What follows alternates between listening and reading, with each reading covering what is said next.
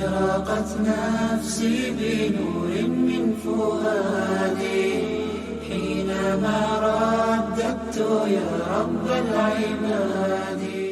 بسم الله الرحمن الرحيم. إن الحمد لله نحمده ونستعينه ونستغفره ونعوذ بالله من شرور أنفسنا وسيئات أعمالنا. من يهده الله فلا مضل له ومن يضلل فلا هادي له. أشهد أن لا إله إلا الله وحده لا شريك له وأشهد أن محمدا عبده ورسوله. اللهم صل على محمد وعلى آل محمد كما صليت على إبراهيم وعلى آل إبراهيم إنك حميد مجيد.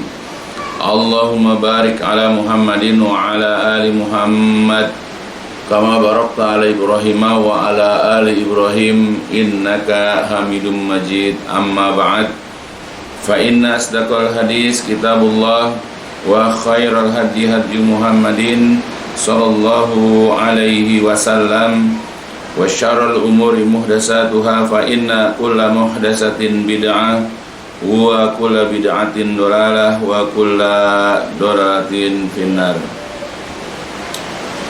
Alhamdulillah, pada kesempatan yang baik ini kita lanjutkan kajian kitab Minhaj Al-Firqah An-Najiyah yang disusun oleh Syekh Muhammad bin Jamil Zainu rahimahullah, dan kita lanjutkan kajian tentang Anwa'ut Tauhid.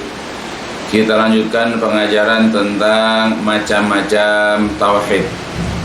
Jadi sebagaimana telah dijelaskan pada sesi pertama tentang jenis-jenis tauhid atau macam-macam tauhid, bahwa tauhid itu berdasarkan istiqra, ya, para ulama membaca dan mengulang-ulang penelaahan yang ada di dalam ayat-ayat Al-Quran dan hadis-hadis Nabi secara menyeluruh. Maka para ulama beristihad, mereka membuat kesimpulan mengenai masalah tauhid ini, bahwa tauhid itu memiliki 3 macam atau 3 jenis. Walaupun di dalam beberapa kitab yang lain juga para ulama juga beristihad, ada yang menyatakan bahwa tauhid itu ada yang 2 jenis dan juga ada yang 4 jenis, dan seterusnya. Bisa dilihatlah dalam kitab-kitab sumbernya. Nah, sekarang kita masuk kepada jenis tauhid yang kedua. Bahwa tauhid itu berdasarkan istiqra, para ulama, bahwa tauhid itu ada tauhid ar-rububiyah, atau dikenal juga dengan tauhidul af'al, tauhidur rabb, yaitu bentuk pengakuan bahwa sesungguhnya Allah itu adalah Rabb atau pemelihara, Allah sebagai pencipta, pemberi rezeki, yang menurunkan hujan, yang menghidupkan dan mematikan, yang menundukkan matahari dan bulan, mengatur berbagai macam urusan makhluknya dan seterusnya. Itu adalah merupakan bentuk tauhid ar-rububiyah, yaitu pengakuan bahwa Allah itu adalah pengatur ataupun pencipta dan seterusnya. Tapi perlu ingat bahwa pengakuan seseorang terhadap tauhid rububiyah ini tidak serta-merta langsung orang tersebut masuk ke dalam Islam, atau dia menjadi seorang mukmin. Kenapa? Karena orang-orang kafir, orang-orang musyrik di zaman Nabi pun mereka mengakui tauhid rububiyah.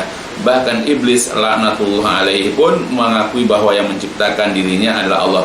Tetapi Allah menggolongkan orang-orang kafir musyrik atau iblis ini sebagai golongan minal kafirin, dari kalangan orang-orang kafir yang diancam dengan neraka. Nah, seseorang itu bisa dikatakan dia seorang muslim, atau seseorang itu bisa dikatakan beriman kalau dia memfollow up atau dia itu menindaklanjuti pengakuannya terhadap tauhid rububiyah ini kepada tauhid selanjutnya. Apa itu? Yaitu jenis kedua dari tauhid itu adalah tauhid al-uluhiyah, atau juga dikenal dengan tauhid al-ibadah, karena tauhid uluhiyah ini kebanyakan bicara masalah bagaimana beribadah kepada Allah Subhanahu wa taala dan tentang larangan kita mempersekutukan, menduakan Allah itu dalam beribadah kepadanya. Kata Syekh Muhammad bin Jamil Zainu, sanian yang kedua dari jenis daripada tauhid, tauhidul ilah atau tauhid al-uluhiyah.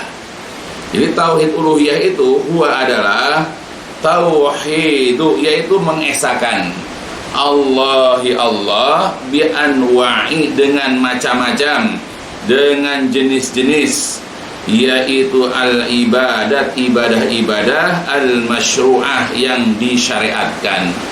Jadi tauhid uluhiyah itu atau tauhid ibadah itu adalah bentuk mengesahkan Allah, bentuk mentauhidkan Allah dengan aneka ragam jenis ibadah yang disyariatkan. Apa misalnya? Seperti doa, seperti berdoa. Kemudian wal isti'anati, minta bantuan atau pertolongan. Juga termasuk tawaf, yaitu di seputaran Ka'bah. Wadzabhi, dan menyembelih hewan, apakah itu bentuk kurban ataupun akikah misalnya. Wan nazri, dan nazar. Wa ghairiha, dan selainnya. Banyak jenis-jenis ibadah. Termasuk juga sholat, berpuasa, membayar zakat, menunaikan ibadah haji, dan juga umroh. Dan masih banyak lagi jenis-jenis ibadah yang lain yang telah disyariatkan oleh Allah Subhanahu wa taala dan juga oleh Rasulullah sallallahu alaihi wasallam. Wa hadan nau'u, dan tauhid jenis ini, wahadan nau'u, dan tauhid jenis ini, huwaladzi, dialah yang jahadahu, yang diingkari, yang ditolak, yang dikufuri oleh al-kuffaru, oleh orang-orang kafir. Jadi tauhid jenis ini, jadi tauhid uluhiyah inilah yang diingkari, yang ditolak, yang tidak diterima oleh orang-orang kafir pada masa Rasulullah SAW. Ketika mereka disuruh mengucapkan syahadat, ketika mereka disuruh meninggalkan penyembahan berhala-berhala karena mereka disuruh beribadah hanya kepada Allah, orang-orang kafir nggak terima. Jadi penolakan orang-orang kafir itu karena tauhid uluhiyah. Sebagaimana sekarang juga begitu. Banyak di antara kaum muslimin, aliyadzubillah, mudah-mudahan Allah lindungi kita dari perilaku seperti ini. Kalau diajak mereka untuk menyembah Allah saja, atau mereka kita ajak untuk meninggalkan penyembahan kepada para wali di dalam kubur-kubur mereka, kita ajak mereka untuk meninggalkan ketergantungan kepada dukun-dukun atau orang-orang pintar misalnya, atau kita ajak mereka untuk meninggalkan kebiasaan mereka itu menggantungkan jimat, apakah pada dirinya atau pada rumahnya atau pada kendaraannya, dan banyak lagi yang lain. Banyak di antara kita kaum muslimin mengingkari dan menolaknya. Aneh, tapi itu terjadi. Mereka mengakui Allah sebagai pencipta, tapi mereka ketika kita ajak kepada tauhid uluhiyah untuk menyembah Allah saja, maka sikap mereka hampir sama dengan orang-orang kafir pada masa dahulu, pada mereka ngakunya sebagai seorang muslim. Jadi ingat, tauhid uluhiyah ini, tauhid jenis ini adalah yang diingkari, yang ditolak, dikufuri oleh orang-orang kafir. Wa kanat fihi, dan adalah padanya, pada tauhid jenis ini terdapat al-khusumah, yaitu pertentangan, pertikaian, ketidaksesuaian baina, di antara al-umam, di antara umat-umat terdahulu, war rusulihim, dan para rasul mereka. Jadi terjadi ketidakcocokan, pertikaian, pertentangan, permusuhan, bahkan sampai orang-orang itu mengusir para rasul mereka, membunuh para rasul mereka itu dalam masalah tauhid uluhiyah ini. Mundu Nuhin alaihissalam, sejak zaman Nabi Nuh alaihissalam, ila Muhammadin, sampai kepada masa Nabi Muhammad sallallahu alaihi wasallam. Apakah itu zaman Nabi Nuh, zaman Nabi Ibrahim, zaman Nabi Musa, Nabi Isa, dan seterusnya, sampai kepada Nabi kita Muhammad sallallahu alaihi wasallam. Nah, orang-orang kafir ya atau setiap umat itu, ya setiap umat yang kafir itu menentang seruan atau dakwah rasul-rasul mereka itu dalam masalah apa? Dalam masalah tauhid uluhiyah, yaitu ketika mereka diajak untuk beribadah hanya kepada Allah. Dan mereka diajak untuk meninggalkan penyembahan-penyembahan, ketergantungan kepada berhala-berhala mereka. Ya, karena berhala-berhala itu adalah Tuhan yang palsu, Tuhan yang bukan sebenar-benarnya Tuhan. Ya. Waqad dan sungguh-sungguh hasal Quran. Sungguh-sungguh Al-Quran yang mulia, waqad hasal Quranul Karim, dan sungguh-sungguh Quran yang mulia itu hasa telah memberikan motivasi, telah memberikan dorongan, ya, telah memberikan suatu anjuran yang kuat fi aksari suwarihi alaih, di kebanyakan surat-suratnya itu alaihi atas tauhid uluhiyah. Jadi kalau kita baca Al-Quran dari surah Al-Fatihah sampai kepada surat An-Nas, kebanyakan surat-surat yang ada di dalam Al-Quran itu cenderung hasa, itu mendorong, memotivasi, yaitu kepada masalah tauhid uluhiyah. Wa ala, dan juga atas doai, ya, wa ala du'aillahi wahda, dan juga mengajak, ya, kebanyakan ayat Al-Quran itu mengajak, ya, manusia ini agar berdoa kepada Allah, memohon kepada Allah wahdahu saja. Nah, jadi kalau kita baca ayat Quran dan kita memahami maknanya, karena kita menguasai bahasa Arab barangkali, dan kita juga memahami tafsir-tafsir daripada ayat Al-Quran dan seterusnya, dan hal-hal yang berkaitan dengan ilmu Al-Quran, maka kita akan jumpai bahwa kebanyakan, ya, ayat Al-Quran itu memberikan motivasi kepada kita dalam masalah tauhid, yaitu uluhiyah, dan juga mengajak untuk berdoa hanya kepada Allah saja. Fa fi suratil Fatihah, misalnya di dalam surat Al-Fatihah, naqra, kita membaca, ya, ini kita sering baca, jadi berarti kita hafal. Allah Subhanahu wa ta'ala mengatakan, a'udzubillahi minasyaitonirrajim, iyyaka na'budu wa iyyaka nasta'in. Iya, hanya kepada Engkau na'budu, kami beribadah. Ya, ini jadi didahulukan maf'ul bihnya dulu, objek penderitaannya didahulukan terlebih dahulu. Ini karena ada kekhususan. Hanya kepada Engkau ya Allah na'budu, kami beribadah. Wa iya, dan hanya kepada Engkau ya Allah nasta'in, kami meminta pertolongan. Wa maknahu, dan makna daripada surat Al-Fatihah yang barusan dibaca itu adalah nakhussuka bil ibadah wa nad'uka wahdak wa la nasta'inu bi ghairik. Ya, jadi artinya atau maknanya adalah, ya Allah, kami mengkhususkan Engkau dalam beribadah. Kami mengistimewakan, ya, beribadah itu hanya kepadamu. Kemudian kami berdoa kepadamu saja, dan kami tidak pernah meminta pertolongan, dan kami tidak mau meminta pertolongan kepada selainmu.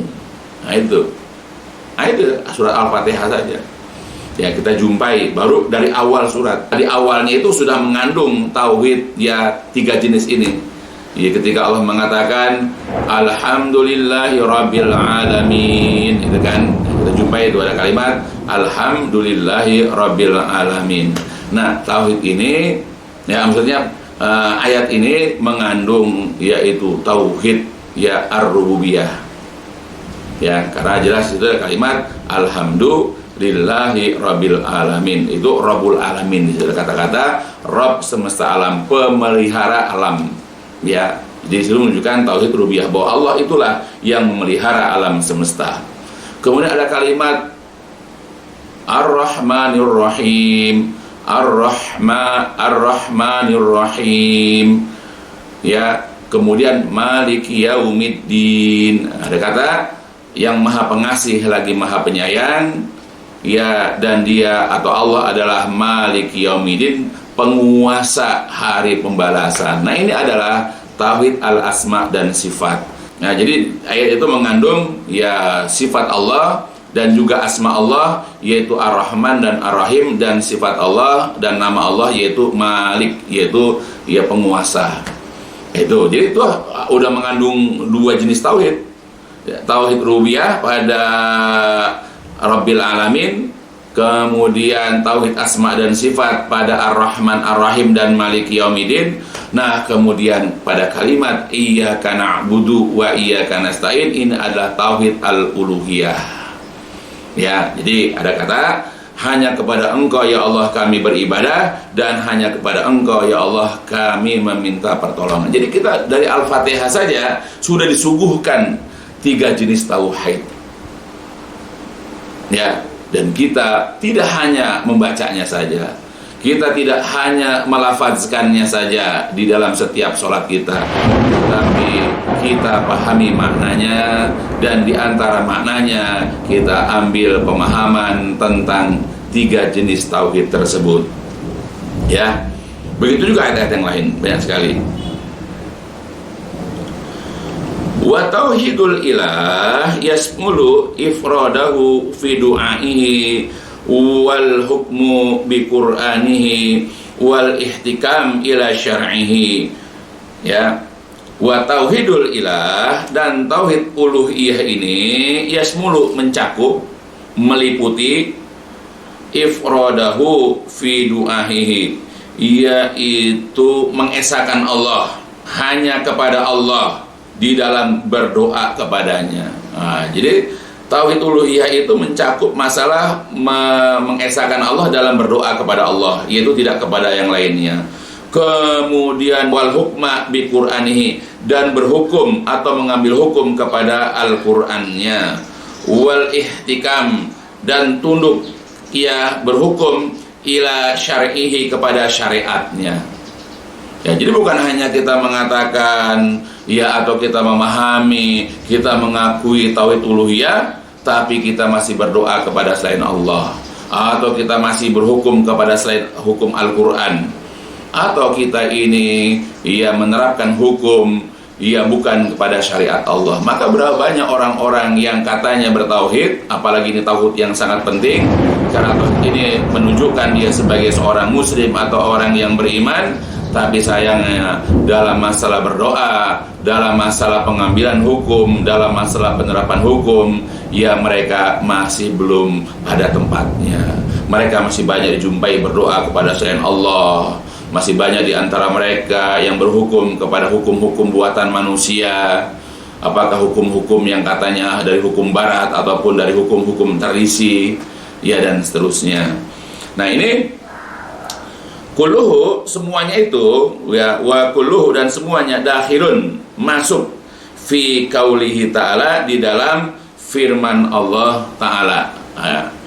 Wa kulluhu, dan semuanya itu ya dakhilun, masuk atau terangkum di dalam firman Allah Ta'ala. Apa itu? A'udzubillahi minasyaitonirrajim.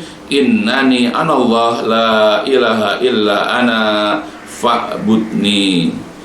Apa itu? Innani, sesungguhnya aku, ana adalah Allahu Allah, la ilaha illa ana, tidak ada sesembahan yang berhak disembah kecuali aku, fa'budni, maka adalah kalian menyembah aku. Nah, ayat ini mencakup masalah tauhid rububiyah, tauhid uluhiyah, dan juga tauhid al-asma wa sifat. Ya, mudah-mudahan ini bisa dipahami ya dengan baik. Nah, jadi sekali ulang bahwa tauhid uluhiyah ini adalah tauhid yang memang ya Allah itu mengutus para rasul alaihimussalam kepada umatnya masing-masing. Jadi kenapa Allah mengutus ya rasul-rasul itu kepada umatnya masing-masing? Karena tauhid uluhiyah. Kemudian juga menurunkan kitab-kitabnya kepada mereka ya, untuk membekali para rasul itu dalam mengajarkan orang supaya beribadah kepada Allah, yaitu menerapkan tauhid uluhiyah ini. Allah menurunkan bersama mereka itu kitab-kitab, karena para rasul datang kepada mereka untuk mengakui tauhid rububiyah. Jadi rasul ketika diutus Allah kepada umatnya masing-masing, ya kepada Rasulullah kepada umatnya, yaitu orang Quraisy ya saat itu, bangsa Arab, itu untuk mengakui tauhid rububiyahnya. Jadi Nabi tidak mencela tauhid rububiyah yang mereka akui, bahwa mereka mengakui Allah sebagai pencipta dan seterusnya ya. Dan kemudian mereka, para rasul itu, termasuk Nabi kita Muhammad SAW, mengajak mereka ya mendakwahi mereka kepada tauhid al-uluhiyah, sebagaimana Allah Jalla wa'azza telah beritakan tentang mereka di dalam banyak ayat-ayatnya di dalam Al-Quran yang mulia. Ya, itu tugas Rasul seperti itu. Bahkan Allah membekali para Rasul itu dengan kitab atau dengan suhuf untuk supaya orang itu beribadah kepada Allah Subhanahu wa Ta'ala. Kenapa? Karena tauhid uluhiyah ini penting. Tauhid uluhiyah ini adalah merupakan tonggak, ya, merupakan tiang yang dimana seseorang itu tidak dapat tegak di atas Islam kalau tanpa ini. Dan juga tauhid uluhiyah ini ada juga merupakan pondasi. Karena tanpa pondasi ini, sehebat apapun bangunannya, maka tidak ada gunanya. Ya, maka kita ini tidak hanya sekedar atau sebatas mengakui Allah sebagai pencipta, tapi yang penting sekarang sebagaimana Allah menugaskan para Rasul dan juga menugaskan Rasulullah SAW adalah untuk beribadah kepadanya, ya, tidak kepada yang lainnya, untuk senantiasa berdoa kepadanya, sholat, puasa, zakat karenanya, ya, dan seterusnya. Maka barang siapa yang tidak mengakui, ya, dan tidak memiliki tauhid al-uluhiyah di dalam dirinya, maka jelas orang tersebut, ya, adalah seorang musyrik lagi kafir, meskipun dia mengakui tauhid rububiyah dan juga tauhid asma dan sifat. Seandainya begini, ada seseorang mengakui tauhid rububiyah dan juga mengakui tauhid asma dan sifat dengan pengakuan yang sempurna, tetapi di samping itu ia masih suka mendatangi kuburan para wali untuk beribadah kepada penghuninya, atau bernazar dan berkurban kepada penghuni kubur, ya, kemudian juga tawaf, ya, mengelilingi kuburan tersebut, yang semuanya itu bertujuan untuk mendekatkan dirinya, ya, atau takarub, ya, kepada Allah Subhanahu wa Ta'ala dengan perantaraannya dan mengharapkan syafaat darinya di hari kiamat, karena dia menganggap si penghuni kubur tersebut adalah merupakan perantara atau wasilah di antaranya dan di antara Allah. Atau juga senantiasa mengunjungi dukun-dukun, ahli-ahli nujum atau para peramal dan yang semisalnya untuk mengharapkan keselamatan, kesejahteraan, kesembuhan dari penyakit, atau menggantungkan hidupnya kepada jimat-jimat, ya, dan mantra-mantra untuk menolak bala, ya, mendatangkan keberuntungan atau menimbulkan kasih sayang dari orang lain, atau juga bertujuan untuk mengkultuskan atau itra, ya, dan melebih-lebihkan orang-orang yang dianggap soleh dengan tujuan mengharapkan berkah atau istilahnya ngalap berkah. Apakah itu dari bekas minuman, makanan atau pakaian mereka, atau air liur keringat atau air liur dan keringat dan sesuatu yang lainnya dari mereka, atau juga menerima hukum-hukum yang berkenaan dengan masalah syariat hanya dari mereka dan menolak atau menomorduakan yang lainnya, padahal orang lain tersebut membawa bukti atau dalil yang lebih jelas dan lebih benar dari Al-Quran dan juga hadis yang sahih dan lain sebagainya yang semisalnya. Lalu ia mati dalam keadaan demikian, dalam kondisi seperti itu. Dia ngaku tauhid rububiyah tapi tadi datang ke dukun, mendatangi kuburan orang-orang soleh, mengkultuskan orang soleh dengan tujuan ngalap berkah dan seterusnya seperti yang sudah jelaskan. Ya, lalu ia mati dalam kondisi seperti itu, maka mati, ya, ketika ia mati, maka matinya dalam keadaan musyrik lagi kafir. Ya, jadi walaupun dia mengakui Allah sebagai pencipta, Allah yang memberikan rezeki kepadanya, lalu dia mati tapi masih melakukan atau meyakini yang seperti itu, maka matinya itu adalah mati dalam keadaan musyrik lagi kafir, yang ia akan kekal di dalam neraka jahanam selama-lamanya. Nah, bisa dibahas di dalam kitab Majmu' Fatawa jilid pertama.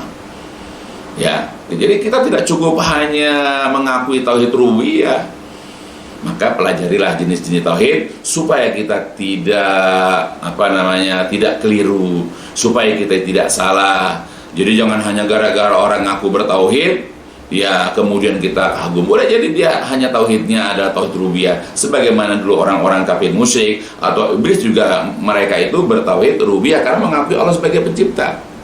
Sebagaimana juga dikatakan oleh ya Syekh Muhammad Shalih Utsaimin rahimahullah dalam kitab Syarah Aqidah ya Al-Wasithiyah, kata beliau di dalam buku tersebut, para rasul yang diutus oleh Allah Azza wa Jalla kepada manusia tidaklah mengajak mereka kepada tauhid rububiyah. Ya, ingat ya, jadi para rasul, kalau menurut Syekh Utsaimin rahimahullah, bahwa rasul-rasul diutus kepada umatnya masing-masing, sebagaimana juga rasul diutus kepada bangsa Arab saat itu, dan untuk kita juga seluruh manusia, itu bukan mengajak mereka kepada tauhid rububiyah sebagaimana mereka mengajak ya kepada tauhid uluhiyah. Ya, ingat ya, jadi tidak hanya kepada tauhid rububiyah ya, tapi mereka mengajak juga kepada tauhid uluhiyah.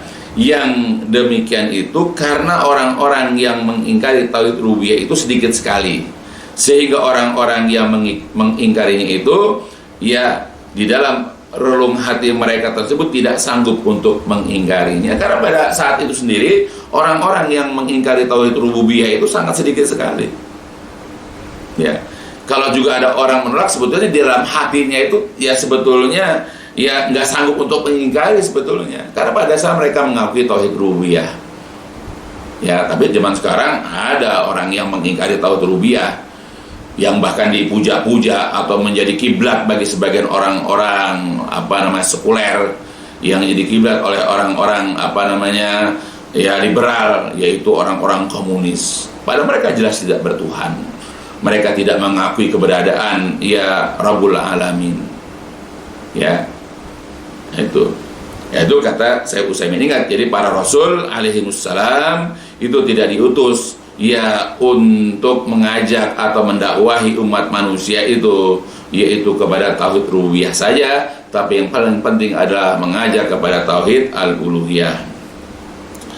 Berkata Syekh Islam Ibnu Taimiyah, ya, pengakuan orang musyrik bahwasanya Allah adalah Rabb segala sesuatu, penguasa dan penciptanya, itu tidaklah dapat menyelamatkan dari azab Allah jika ia tidak mengaitkan pengakuannya itu dengan kalimat la ilaha illallah, maka tidak ada seorang pun yang pantas diibadahi kecuali Dia, dan juga bahwasanya Muhammad itu adalah utusan Allah, maka wajib baginya membenarkan terhadap segala apa yang ia beritakan, mematuhinya pada apa yang ia perintahkan. Ya, jadi orang musyrik, orang kafir mengakui bahwa Allah itu adalah Rabb segala sesuatu, Allah sebagai penguasa, Allah sebagai pencipta, itu tidak akan menyelamatkan dia dari azab Allah di dalam neraka, sampai orang tersebut ia mengkaitkan, menghubungkan ia dengan mengucapkan kalimat la ilaha illallah dan Muhammad Rasulullah. Barulah insya Allah dia selamat nanti dari azab Allah. Tauhid macam ini jugalah yang dibenci, yang diingkari dan ditentang oleh orang-orang kafir di antara ahli kitab dan juga kaum musyrikin. Karena sebagaimana telah berlalu, ya sudah jelaskan tadi dalam ayat-ayat yang di dalam penjelasan terdahulu ya, pada umumnya dakwahnya para rasul alaihissalam dan khususnya dakwah Nabi kita Muhammad SAW adalah mengajak umat manusia untuk beribadah kepada Allah Ta'ala saja dan meninggalkan segala macam jenis peribadatan kepada selainnya. Maka timbulnya permusuhan dan perselisihan di antara umat manusia dan para rasul alaihimussalam sejak masa Nabi Nuh alaihissalam ya sampai kepada masa Nabi Muhammad SAW adalah di dalam tauhid uluhiyah ini.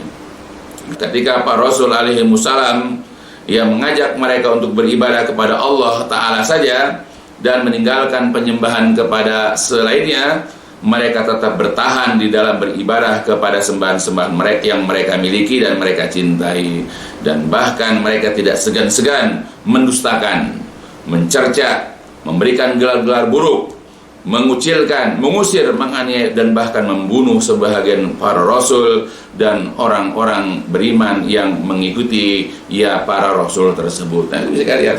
Jadi ketika nabi-nabi itu mengajak mereka itu kepada tauhid uluhiyah, ketika mengajak beribadah kepada Allah saja dan mengajak mereka untuk meninggalkan penyembahan-penyembahan kepada berhala-berhala mereka. Mulailah mereka sewot, mereka nolak, mereka ingkar, mereka ngusir, ngasih gelar-gelar jelek ya. Apakah itu dibilang orang gila, dibilang pendusta, ya dibilang bodoh ya, dan seterusnya. Bahkan ada antara nabi itu ada yang diusir, atau bahkan ada yang dibunuh. Nah itulah karena para nabi itu mengajak mereka kepada tauhid uluhiyah. Sebagaimana di dalam ayat Al-Qur'an, yaitu dalam Quran surat Shad ya, Allah Subhanahu wa taala pernah mengingatkan kepada kita. A'udzubillahi minasyaitonirrajim. Wa ajibu an ja'ahum mundzirun minhum wa qala al-kafiruna hadza sahirun kazzab. Aja'alal alihata ilaha wahida inna hadza la syai'un ujab. Dan mereka orang-orang kafir itu merasa heran ya, bahwa telah datang kepada mereka mundirun, seorang pemberi peringatan, yaitu rasul dari kalangan mereka. Wa qalal kafirun, dan berkatalah orang-orang kafir itu menyikapi rasul tersebut dengan sikap atau dengan julukan hadza sahirun kazzab. Dia adalah seorang penyihir yang banyak berdusta. Ya, aja'alal alihata ilahan wahidan, apakah dia hendak menjadikan Tuhan-Tuhan, sembahan-sembahan yang banyak itu menjadi satu sembahan saja? Inna hadza la syai'un ujab. Sesungguhnya ini, dakwah ini, seruan ini benar-benar sesuatu yang sangat mengherankan. Nah itulah satu contoh dalam ayat Al-Qur'an. Ya, bagaimana orang-orang kafir yang menggelari, menjuluki ya rasul dengan kata-kata sahirun kazzab.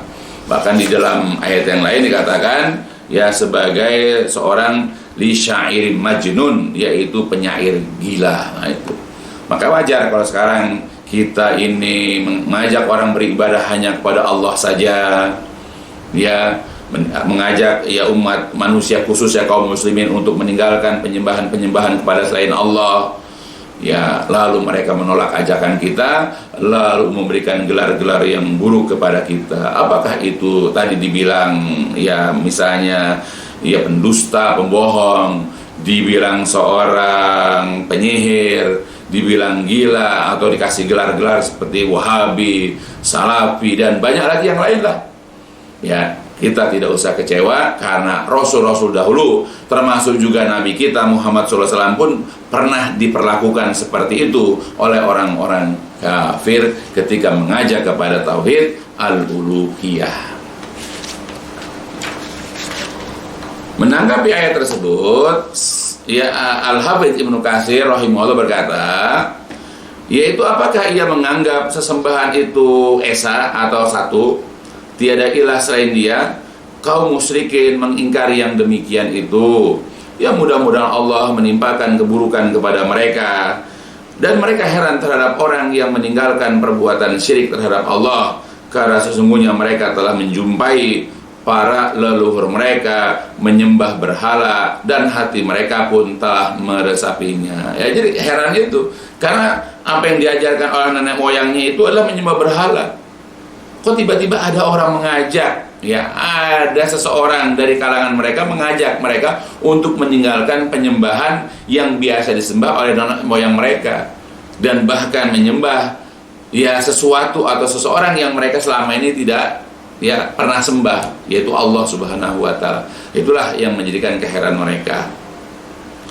Begitu juga dalam ayat yang lain, dalam surat Shafat, Allah mengatakan a'udzubillahi minasyaitonirrajim.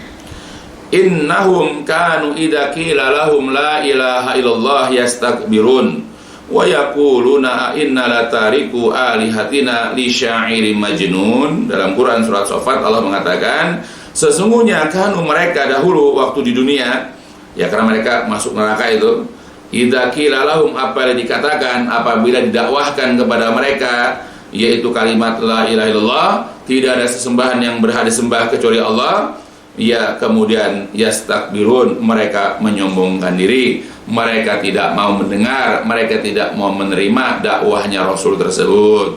Dan bahkan mereka mengatakan, inna, apakah sesungguhnya kami itu harus tariku meninggalkan alihatina, meninggalkan penyembahan kepada sembahan-sembahan kami li syairin, lantaran atau karena seorang syair penyair majnun yang gila. Nah, itulah mereka sombong di dunia. Ketika diajak mereka untuk menyembah Allah supaya mereka memahami dan mengamalkan kalimat la ilallah, mereka menyombongkan diri. Mereka tidak terima. Dan bahkan mereka mengatakan, kenapa kamu harus tinggalkan sembahan-sembahan kami yang biasa kami sembah hanya gara-gara ucapan orang gila? Ya, maksudnya Rasulullah. Nah, bayangkan, udah sombong, kemudian memberikan gelar, julukan yang jelek kepada Rasulullah. Ya, mudah-mudahan Allah menimpakan keburukan kepada mereka. Nah, begitu juga dalam ayat yang lain, dalam surat Az-Zumar, Allah Subhanahu wa Ta'ala juga mengatakan, A'udzubillahi minasyaitonirrajim. Wa idza dzukirallahu wahdahu shma'azzat qulubul ladina la yu'minuna bil akhirah wa idza dzukiral ladina min dunihi idza hum yastabshirun.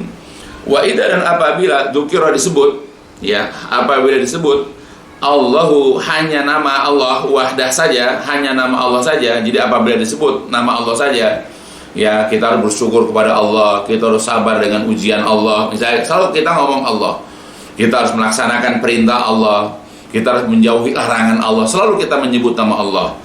Nah, isma azzat, jengkellah, kesalah dongkolah, yaitu qulubul ladina la yu'minuna bil akhirah, hati orang-orang yang tidak beriman kepada kehidupan akhirat. Tetapi wa idza dzukiral ladina min duni, apabila disebut nama sembahan-sembahan dunihi, selain daripada Allah, idahum yastabshirun, tiba-tiba mereka itu bergirang hati, senang hati. Nah, itulah mereka orang-orang kafir, orang musyrik. Dan itu terjadi pada zaman sekarang. Kaum muslimin begitu. Kalau mereka diajak pergi ke dukun, diajak mereka ke kuburan para wali, mereka bersemangat, bergembira, ya, untuk menghilangkan bencana, musibah, kesusahan mereka. Ya, kalau untuk kita ajak mereka untuk meminta, memohon kepada Allah, kita anjurkan mereka untuk sholat, lalu mohon langsung kepada Allah, ya, mereka itu kesal, menunjukkan muka yang tidak menyenangkan. Tapi kalau ada orang mengajak mereka untuk mendatangi orang pintar, mendatangi dukun, mendatangi kuburan para wali untuk melakukan tirakat ini, tirakat itu, mereka senang. Nah, itulah mereka orang-orang musyrik. Dan sayangnya kaum muslimin, karena keawaman mereka tentang tauhid uluhiyah ini atau tentang jenis-jenis tauhid ini, ya, mereka kesal atau jengkel. Bahkan mereka tidak suka, ya, kepada orang-orang yang mengajaknya. Bahkan menuduh, ini merupakan Wahabi, orang Wahabi ini, begitu. Ya, alhamdulillah. Begitu ayat yang lain di dalam Quran surat Al-Isra, ya, Allah Subhanahu wa Ta'ala mengatakan dan mengingatkan, A'udzubillahi minasyaitonirrajim. Wa idza qara'tal qur'ana ja'alna bainaka wa bainal ladzina la yu'minuna bil akhirah hijaban mastura wa ja'alna 'ala qulubihim akinnatan ayafqahuhu wa fi adanihim waqra wa idza zakarta rabbaka fil qur'ani wahdah wallau 'ala adbarihim nufura. Dan apabila engkau bacakan Al-Quran, kami jadikan antara engkau yang membaca, itu maksudnya Rasulullah, dan antara orang-orang yang tidak beriman kepada kehidupan akhirat, ada suatu hijab, dinding, masturon, yang dinding itu menutup, ya, sehingga kita bicara dengan orang-orang yang tidak beriman, sebanyak apapun mereka nggak akan mau dengar.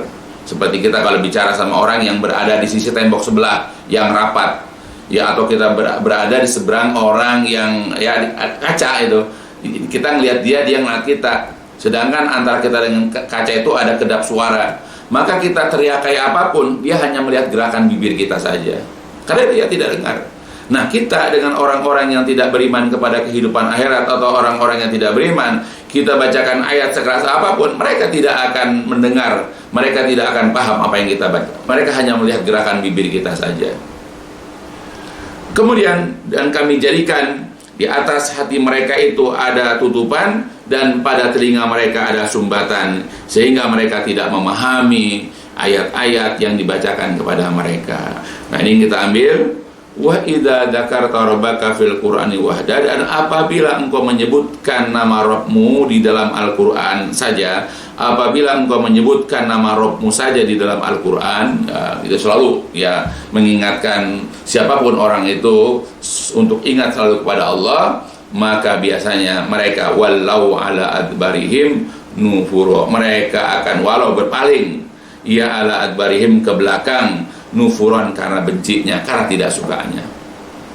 Nah, jadi kalau kita ingatkan orang-orang seperti ini, mereka pasti tidak akan suka dan mereka akan berpaling, mereka akan menjauh, ya menampakkan kebencian, ketidaksukaan, permusuhan ya kepada kita yang membacakannya. Dan masih banyak lagi ayat-ayat yang semisalnya. Ya, banyak sekali ayat-ayat yang seperti ini di dalam Al-Quran, ya tentang bagaimana mereka, kendati pun mereka mengakui tauhid rububiyah, tetapi banyak di antara mereka yang menolak, yang mengingkari tauhid al-uluhiyah. Ya.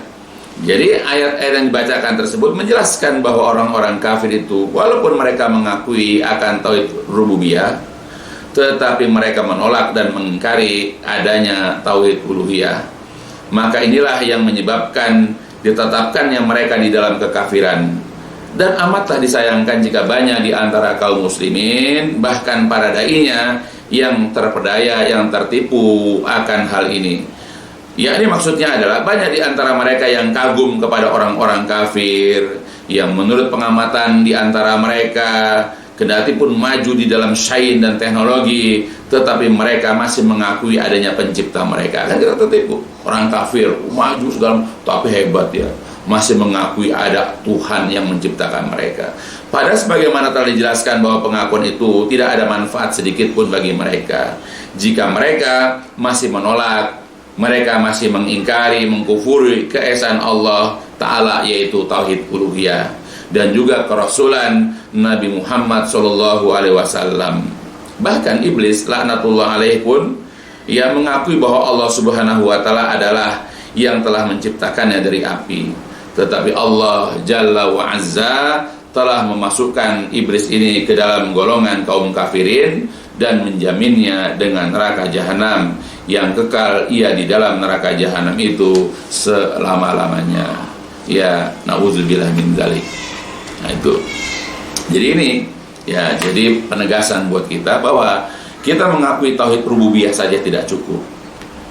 Ya, kita mengakui Allah sebagai pencipta, sebagai pemelihara, sebagai pemberi rezeki yang menghidupkan dan mematikan kita dan seterusnya. Di antara ya jenis-jenis dari tauhid rububiyah ini tidak cukup itu. Sampai kita ini mengakui tauhid uluhiyah, ya kita diajak untuk beribadah hanya kepada Allah saja.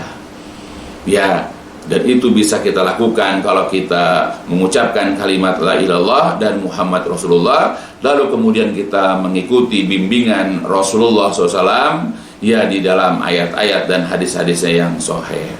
Maka kalau kita ingin sempurna tauhid kita, maka pahamilah tauhid uluhiyah ini dengan pemahaman yang benar, kemudian amalkan, praktekkan dalam kehidupan sehari-hari. Dan pada saat kita mengajak ya saudara kita, kerabat kita, sahabat-sahabat kita untuk beribadah kepada Allah, untuk bertauhid, maka tekankan ya tauhid yang kita serukan kepada mereka itu adalah tauhid uluhiyah. Ya bagaimana supaya mereka beribadah hanya kepada Allah saja. Bagaimana mereka beribadah kepada Allah itu sesuai dengan bimbingan dari Rasulullah SAW yang disyariatkan ada di dalam ayat Al-Quran ataupun hadis-hadis Nabi yang sahih. Ya mudah-mudahan ya penjelasan lanjutan dari penjelasan jenis tauhid yang pertama yang lalu itu dapat memberikan faedah ya untuk kita seluruhnya, khususnya untuk saya, juga untuk anak dan menantu saya dan cucu saya kelak, juga untuk jamaah pengajian saya, dan juga untuk seluruh kaum muslimin. Insyaallah masih akan berlanjut satu jenis tauhid lagi, yaitu tauhid al-asma dan sifat, yang insyaallah kita akan pelajari ya dalam sesi kajian berikutnya insyaallah. Ya sekali lagi mudah-mudahan berfaedah untuk kita seluruhnya. Ya kurang lebihnya tolong dibukakan pintu maaf, dan akhirul kalam walhamdulillahalamin, subhanakallahumma wa bihamdika asyhadu an la ilaha anta astaghfiruka wa atubu ilaik. لسوف أعود يا أمي